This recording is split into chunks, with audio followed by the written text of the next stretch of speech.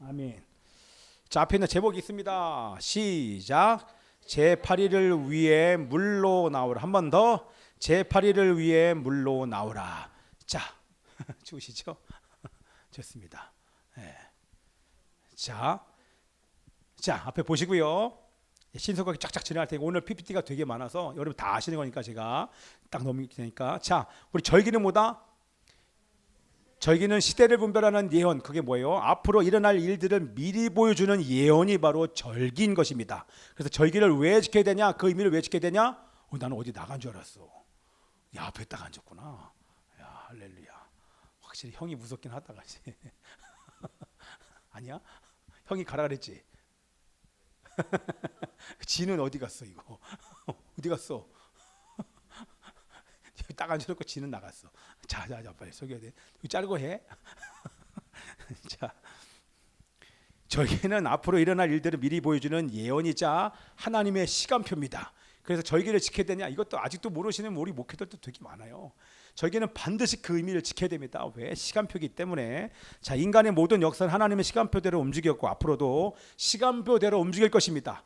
자, 봄절기와 여름절기는 끝났습니다. 그렇죠? 유무초 5 이미 끝났고 이제 가을절기가 남았는데 이 가을절기가 앞으로 이루어지게 될 줄 믿습니다. 아멘이죠? 자, 그래서 우리 가을절기, 왜 이 가을절기를 우리가 또 특별히 또 신경을 써서 지켜야 되냐면 예수님 재림에 관한 절기이기 때문에 그렇습니다.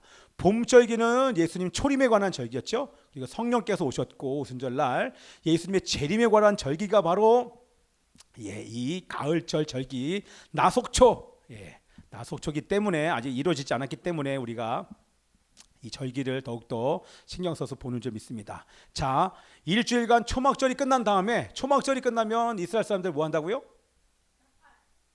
초막절이 끝나면 뭐예요? 초막짓기. 초막이 아니라 무슨 얘기죠? 초막절이 끝나면 8일째 되는 날, 내일이에요.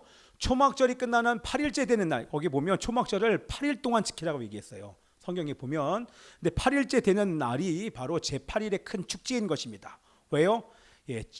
7일이 뭐냐면 천년 왕국을 상징하는 7일이 끝나고 제8일째 되는 그날 드디어 우리가 신랑 되신 예수님과 함께 영원한 하나님의 나라 새하늘과 새 땅에 나가는 날이 바로 제8일의 큰 날이기 때문에 축제의 날이기 때문에 이 날 때문에 우리가 이렇게 잔치를 우리도 하는 줄 믿습니다.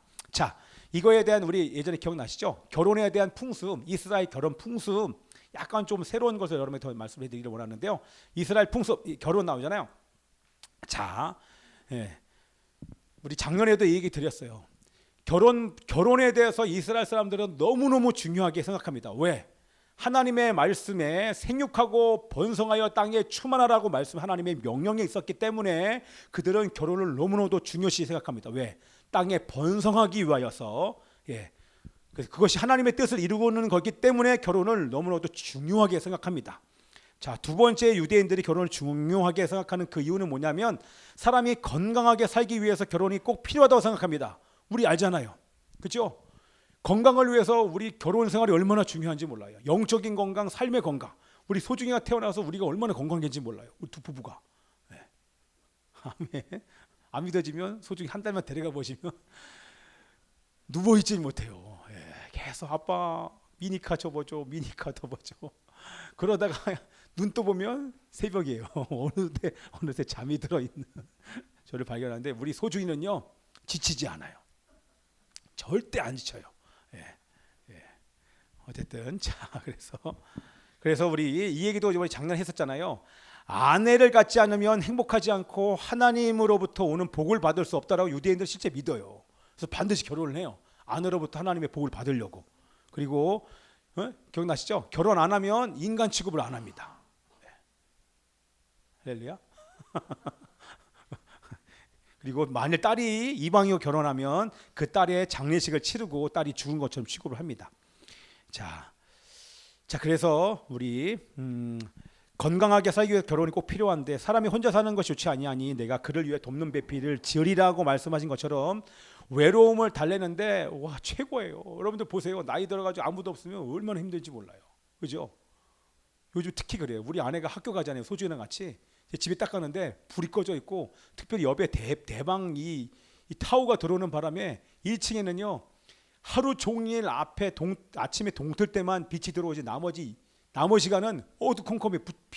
불을 안 켜면 컴컴한 데다가 우리 아내까지 없으니까 와, 제가 집에 가고 싶은 생각이 안 들어요. 집에 안 가요. 계속 여기 있어요. 여기서 제가 뭐예요? 먹을 것도 없고. 야, 설교만 주면 아빠는 배 안 고프냐? 맨날 쌀국수 먹을 수 없잖아요. 와, 그래서 제가 아침에 우리 아내랑 같이 데려다 주면서 산으로 가는 이유가 이게 점점 갈수록 옛날에는 못 느꼈거든요. 근데 지금은 뭐 오란 데도 없고 갈 데도 없는데 아내도 없으니까 이게 내가 외롭나 그런 생각이 막 들더라고요. 자, 그래서 여러분, 독초하는 것 때문에 우리 하나님께서 외로움을 달랜 해독제가 바로 결혼인 것입니다. 자, 우리 탈무드에 보면 아내 없는 자는 즐거움도 없고 기쁨도 없고 행복도 없다. 아멘. 네. 진짜 이제는 아멘 할 수 있는 것 같아요. 네. 자, 그래서 여러분, 진짜 행복은 돈에서 오지 않아요.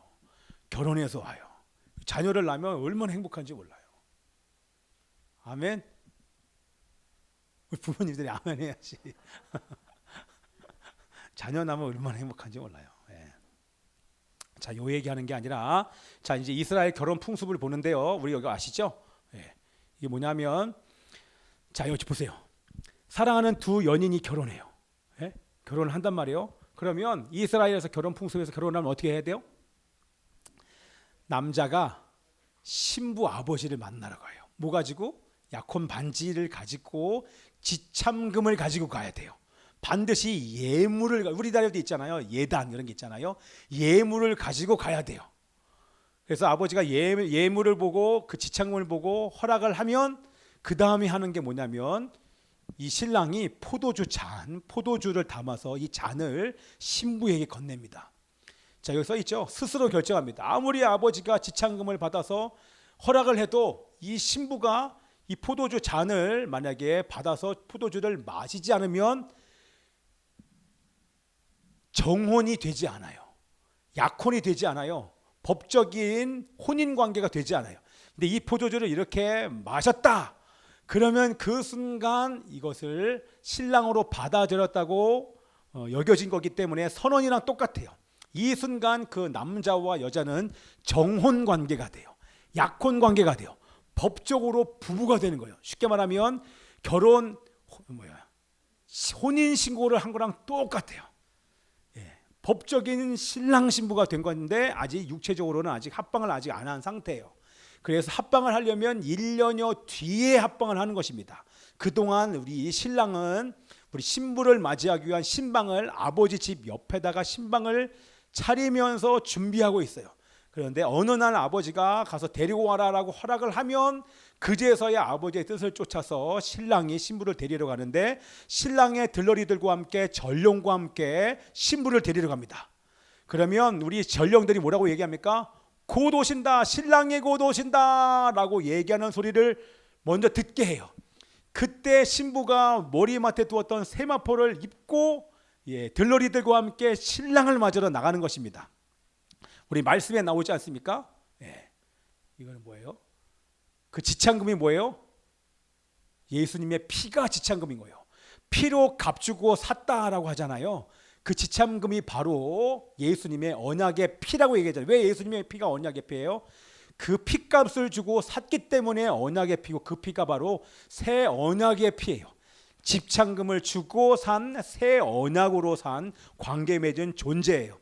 어떤 존재? 신랑과 신부가 되었다고 하는 것입니다.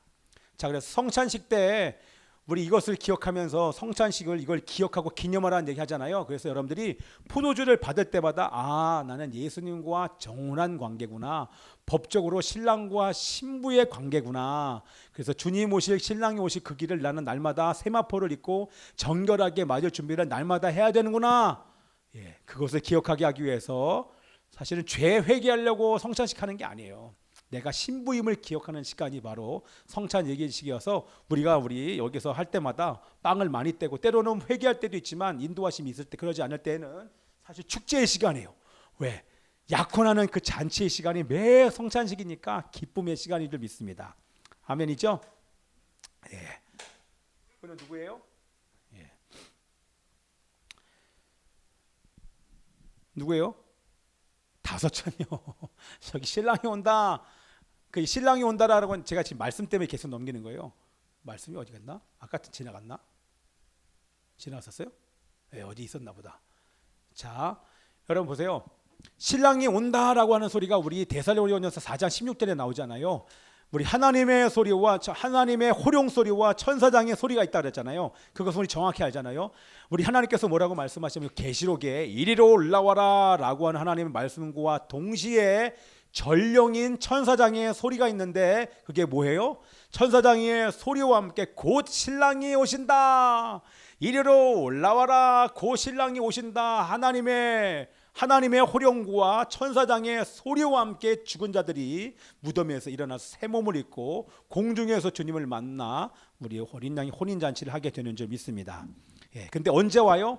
밤에 와요. 주로 밤에 오기 때문에 언제 올지 모르지만 밤에 오기 때문에 늘 준비를 하고 있어야만 돼요. 그러나 이 다섯 처녀는 신랑을 준비를 했지만 다섯 처녀는 신랑을 준비를 하지 못해서 함께 신랑의 혼인잔치에 들어가지 못했습니다. 여기서 의미하는 바는 뭐였다 기억나시죠? 어떻게 해야 된다? 우리가 어떻게 깨어 있어야 될 수 있을까? 어떻게 깨어 있을 수 있는가? 기억나요? 어떻게 깨어 있는가? 여기 나오잖아요. 보세요. 여기 요 등불 있잖아요. 요 등불 안에 여기 기름이 있잖아요. 깨어 있을 수 있는 오직 유일한 방법은 신랑 오심을 깨어 있을 수 있는 유일한 방법은 뭐다? 등불을 준비해야 되는 거예요. 성령을 따라 살아야 되는 거예요.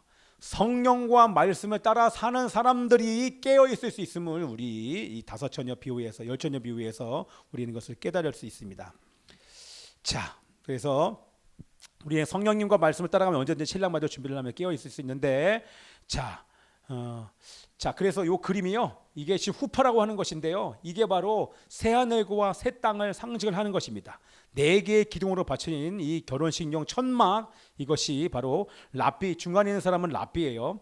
랍비와 함께 신랑 신부의 결혼식이 진행이 되는데 이 후파가 약혼 기간을 끝낸 신랑이 신부와 동거함으로 마침내 결혼을 완성시키는 신랑 집의 신방을 의미하는 것이 바로 이 후파인 것입니다.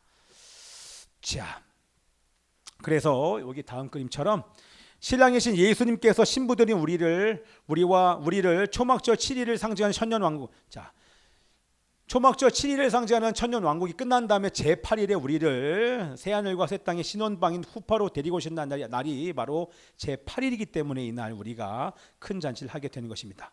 자, 이스라엘 사람들은요, 간단하게 넘어가면 우리 초막절날 이렇게 얼기설기 엮인 그 과일이 놓인 이런 자리에서 주로 식사를 하는데요. 머무는 사람도 있고 주로 식사를 하게 되는데요.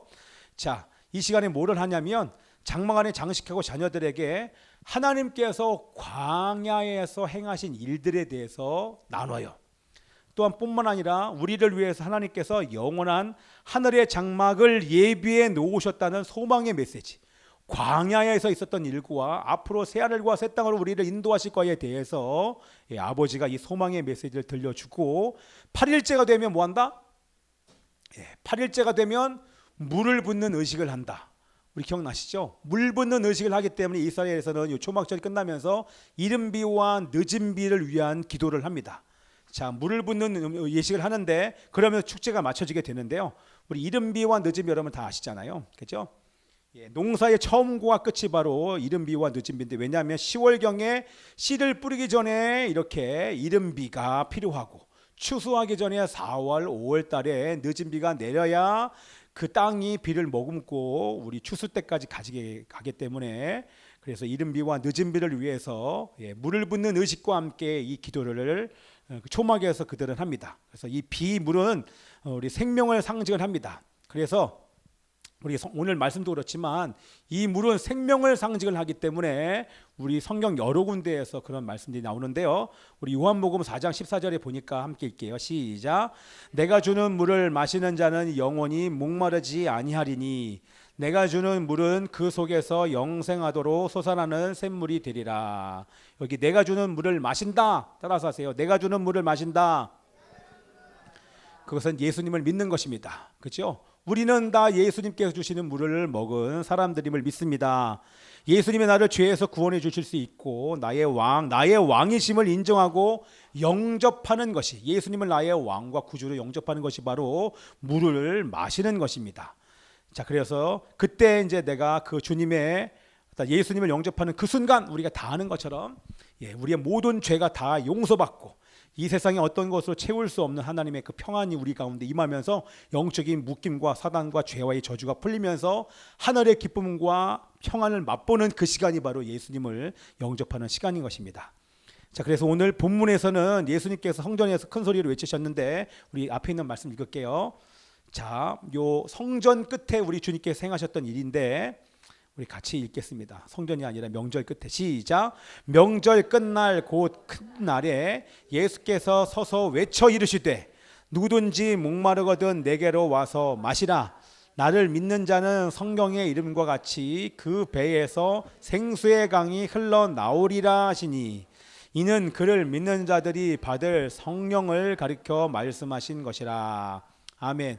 자, 오늘 초반에도 제가 얘기를 했지만 영적인 갈증을 느끼는 사람이 있고 영적인 갈증을 느끼지 못하는 사람들이 있는데 그건 왜 그렇다? 날마다 골방에 들어가 주님과 말씀과 기도의 삶을 사는 사람들은 영적인 갈증이 느껴져서 이런 예배의 자리, 기도의 자리가 점점 사모가 되어집니다. 그런데 그런 갈증이 느껴지지 않는다는 것은 지금 내가 세상으로 살고 있다고 하는 죄와 밀접한 관계가 있다고 하는 것을 우리는 알 수 있습니다. 그래서 여러분들의 삶이 어떤 삶을 사냐? 죄에 노출되다 보니까 우리 말씀에 나와 있는 것처럼 양식 아닌 것을 위해서 수고하게 된다는 거예요. 여기 말씀 보세요. 우리 친구들 여기 보세요. 오전에 여기 봐야 돼. 이게 말씀 아닌 것들을 위해, 양식 아닌 것들을 위해서 수고할 수밖에 없도록 귀신이 속이는 거예요. 자, 우리 말씀 한번 우리 다 같이 한번 빨리 읽어봅시다. 시작. 너희가 어찌하여 양식이 아닌 것을 위하여 은을 달아주며 배부르게 하지 못할 것을 위하여 수고하느냐? 내게 듣고 들을지어다. 그리하면 너희가 좋은 것을 먹을 것이며 너희 자신들이 기름진 것으로 즐거움을 얻으리라. 너희는 귀를 기울이고 내게로 나와 들으라. 그리하면 너희의 영혼이 살리라. 자, 여러분 보세요. 자, 아까 제가 잘 말씀드린 것처럼 세상에는 만족이 없어요. 여러분, 돈, 사람, 여자, 남자, 명예, 권력, 음악, 게임, 그 모든 걸 통해서 여러분의 영적인 만족을 줄 수 있는 것이 아무것도 없어요. 그렇죠? 결국에는 여러분 몸과 마음이 다 망가지고 그 세상의 것을 많이 취하면 취할수록 나도 힘들고 우리 주변에 있는데 가족들과 교회까지도 힘들어짐에도 불구하고 절대 영적인 갈급함을 채울 수 없음에도 불구하고 사실은 갈급함을 채워줄 수 있는 것처럼 착각을 하기 때문에 그것을 선택하잖아요. 결국 그것에 묶이게 되고, 그렇죠? 그러나 예수님만이 우리를 채워줄 수 있는 줄 믿습니다. 아멘. 그래서 예수님께 나가는 것밖에는 방법이 없어요. 말씀 앞에 나가는 것밖에는 방법이 없습니다. 이거까지 얘기한 다음에 이제 마무리하고 좀 얘기를 한 다음에 아까 처음 했던 얘기를 마무리를 짓겠습니다. 자, 이스라엘에서는요 보니까 우리 초막절 축제가 되면 우리 다 아는 것처럼 왼쪽 그림, 이쪽 그림은요, 여기 그림, 우리 실로하면서 물을 떠다가 마지막 8일째 물을 붓는 예식을 하고 끝나는데 물을 가지고 와서 매일마다 가지고 와서 성전에 부으면서 축제가 8일 동안 진행이 됩니다. 중간에 진행할 때 사람들은 여호와가 아니죠. 호산나 라바, 호산나 라바 그러면서 호산나 우리를 구원하소서 외치며 춤추며 찬양합니다. 백성들이 호산나 라바를 외칠 때 제사장들은요, 이 성전 언덕에 올라가서 이 포도주와 물을 붓습니다. 동시에 붓는데 이것은 그리스도를 상징을 하죠. 그리스도를 상징을 하잖아요. 그리고 옆에 보는 것처럼 이 버드나무 가지를 가지고 와요. 이 가지를 가지고 오면서 이 포도주와 이 물을 여기서 붓고 있는데 여기서는 이 버드나무 가지를 막 흔듭니다. 이것은 이 바람 소리를 내면서 성령을 상징을 해요. 그렇죠? 마지막 이 물의 예식은 물과 피와 성령의 축제라고 해도 과언이 아니잖아요. 이 모든 것은 뭘 상징을 해요? 이 모든 것은 다 우리 예수님을 상징을 하는 것입니다. 그렇죠? 한 가지에 한 가지. 여기에 본문 안에 있는 이 말씀의 의미처럼 여기 나와 있죠. 명절 끝나고 큰 날에 예수께서 외쳐 이르실 때 누구든지 목마르거든 마지막 그 물의 예식을 하는데 그 모든 것을 상징하는 게 물과 피와 성령 다 예수를 상징하는 것이다. 너희들의 그 마음 안에 있는 그 갈급함을 채워줄 수 있는 분은 바로 나다. 너희들이 내게로 와서 나를 마실 때, 너희들이 나를 영접할 때 비로소 너희들 마음 안에 영적인 모든 묶임이 풀리면서 너희들 안에 있는 그 영적 갈증이 완전히 해소될 것이니까 너희들이 나를 믿어라 라고 예수님이 식재. 여러분, 유대인들은 지금도 그것을 하지만 예수님은 영접하지 못해요. 참 마음이 안타깝죠. 그래서 우리가 유대인들을 위해서 기도해야 되는 줄 믿습니다. 자, 그래서 누구든지 목마르거든 내게로 와서 마시라. 날마다 회복과 구원을 얻기 위해 말씀과 기도의 삶을 살라는 얘기죠. 그런데 그들은 아직도 모르지만 우리 누구지? 소망아, 저쪽 봐. 자, 이스라엘 백성들은 아직 눈이 열리지 못해서 예수와를 메시아로 영접하지 못하고 있습니다. 그리고 계속 의식만 행해요. 그런데 정말 중요한 것은 이제 우리는 알잖아요. 마지막 날 초막절의 8일의 축제에 이 물 붓는 예식을 하면서 끝나는데 그것을 상징하는 분이 바로 예수와고, 그 예수와를 우리는 영접을 지금 했습니다. 그렇죠?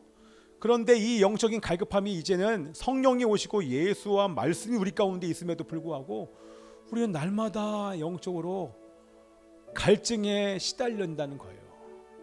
그렇죠? 우리가 얼마나 영적인 갈증이 있는지를 잘 몰라요. 죄를 짓기 때문에. 제가 처음에 여러분들에게 말씀드린 것처럼 소중이가 이마가 찢어진 것보다 더 마음 아픈 것은 여러분이 죄를 져서 하나님과 거리가 멀어질 때 여러분 너무너무 마음이 아파요. 이게 누가 아파서 막 눈물 나오는 게 아니라 죄 때문에 힘들어하는 사람, 가정이 죄 때문에 깨지고 자녀들이 죄 때문에 거기서 허덕이면서 힘들어하는 모습을 보면 그것 때문에 눈물이 나와요. 불쌍해서. 그리고 중보하게 돼요. 그의 죄와 어둠을 다스리면서요. 그래서 여러분들 주변을 행복하게 하고 부모를 행복하게 하고 여러분 스스로가 행복을 느끼고 또 하나님을 기쁘시게 하는 방법은 그 죄를 버리는 것입니다. 세상으로 향한 이 모든 마음들을 버리고 나의 목마름을 채워줄 수 있는 주님 앞에 나가서 시간을 보내는 거예요. 이번 주에도 제가 더 결심하고 결단을 했어요. 이제 주님 오실 때까지 나의 골방은 여기가 아니라 여기서는 기도하고 중보하는 자리고 나는 매일 우리 아이를 데려다 주면서 심악산에 올라가고, 심악산에 그 시간에 아무도 없어요. 특별히 겨울산에는 아무도 없어요. 가을서부터 사람들이 거의 오지 않아요. 지금은 이제 단풍 때문에 오긴 하는데 조금 막 추워지면 영하로 가면 사람들이 진짜 개미 새끼 한 마리 안 보여. 거기에 5일 동안 올라가고, 그리고 만이산 자락, 거기에 좋은 자리 하나 해놨으니까 거기도 이제 월마다 이렇게 가서 거기서 해요. 우리 절기 때는 어디 올라간다? 도봉산. 최고입니다. 도봉산 2시간, 만이산 1시간, 심악산 15분. 딱 올라가서 군인들이 파놓은 그 참호 안에서 딱 이렇게 시간을 보내면서, 그리고 거기 올라가서만 시간이 아니라 아무도 없는 시간에 오르면서 내려오면서, 특별히 내려올 때는 묵상 못해요. 올라갈 때 힘든데 천천히 가니까 그 시간에 얼마나 많은 것들이 깨달아지는지 몰라요. 여러분들, 제가 마무리 짓습니다. 분위기 모아가면서 막 기도할 수 있는 분위기 아니지. 자, 보세요. 초막으로 갑시다. 초막으로 가자고요. 우리 조만간에 심악산이든지 만이산이든지 도봉산 중에 하나를 정해서 산에 올라가서 라면 먹으면서 시간을 보냈으면 좋겠어요. 이번에도 도봉산 올라갔는데 너무너무 좋아요. 거기에 돌 옆에 거기도 기도하기 딱 좋은 데가 얼마나 많은지, 도봉산 자락이 국가에서 얼마나 많습니까? 자, 그래서 이제는 초막으로 가서 이 말씀과 기도의 삶을 살면서 이 영적인 갈급함들을 다 채워놓는 그 은혜가 여러분 가운데 있기를 기도합니다. 아멘이죠? 자, 우리 기도하겠습니다. 이스라엘 백성들의 눈이 열려 예수와를 메시아로 영접하는 그날이 속히 오게 하여 주옵소서. 하나님 아버지여, 우리도 영적인 눈이 열려서 내가 짓는 죄로 인해서 내가 얼마나 힘든지, 주변 사람들을 힘들고 아프게 하는지를 깨닫게 하여 주옵소서. 그 죄를 해결하기 위해서 날마다 골방으로 나아가 말씀과 기도의 삶을 살며 죄를 해결하게 하여 주시고 하나님의 나라를 누리며 행복한 삶을 살게 하여 주옵소서. 신부들인 우리를 새하늘과 새 땅으로 인도하시기 위해서 다시 오실 예수님을 맞이하기 위해 날마다 말씀 먹고 기도하며 성령님을 따라 준비하며 깨어 있을 수 있는 저희들이 되게 하여 주옵소서. 우리 그렇게 살기를 원하는 사람들, 우리 마음에 손을 갖다 대고요. 하나님 아버지시여, 이런 삶을 살기를 원합니다. 하나님, 죄를 해결하기 위해서 골방으로 나가 말씀과 기도의 삶을 살며 죄를 해결하고 주님 다시 오실 그 길을 예비하며 준비하며 날마다 골방에서 말씀 먹고 기도하고 교제하며 성령님을 따라 준비하며 깨어 있을 수 있는 하나님의 사람들 될 수 있도록 역사하여 주옵소서. 함께 통성으로 주여 외치고 기도합니다. 주여. 아버지 하나님,